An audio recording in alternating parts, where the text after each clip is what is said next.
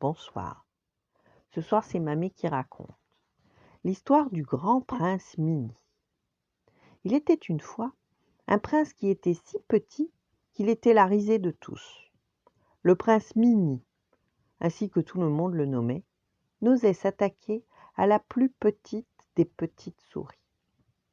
En place d'un destrier, il chevauchait une sauterelle, et en guise d'épée, sa mère lui avait offert une vieille aiguille toute rouillée. Un jour, le prince Mini était assis sur un dé et observait les oiseaux qui picoraient un carré de pavot.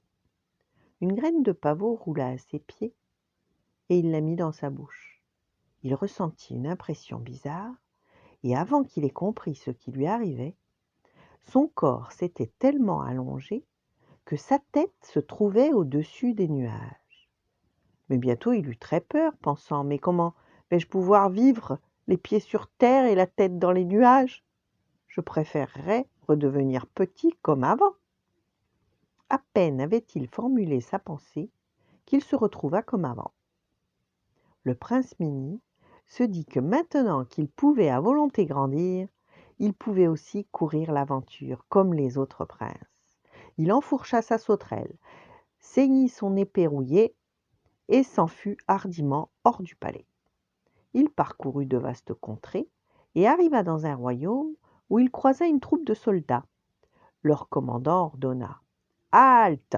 Que cherchez-vous par ici ?» Le prince Mini répondit qu'il cherchait la félicité. Le commandant en eut l'air tout réjoui et mena le prince Mini vers son roi. Quand le roi eut entendu le rapport du commandant, il dit de sa grosse voix « Comme je suis content ! Ma fille se nomme Félicité. Un méchant sorcier l'a emportée sur une île. Elle est bloquée là-bas, attendant un libérateur. » Le prince Mini dit en souriant « Eh bien, moi qui cherchais la félicité, je délivrerai la princesse Félicité, et peut-être trouverai-je le bonheur. » Et il s'en fut vers la mer où se trouvait l'île du sorcier. Au bord de l'eau, il trouva une petite barque. Mais le prince Mini ne savait pas naviguer. Alors lui vint une idée. Il se coucha dans la barque, avala une graine de pavot et se mit à s'allonger, et la barque avec lui. Si bien que cela fit un grand pont qui atteignit l'île. Le prince Mini, retrouvant sa taille, frappa à la porte du château du sorcier. « Je viens délivrer la princesse Félicité !» cria-t-il. « Mais faites donc, mon petit ami !» répondit le sorcier en ricanant. « Elle est là-haut, dans la tour, mais il n'y a pas d'escalier.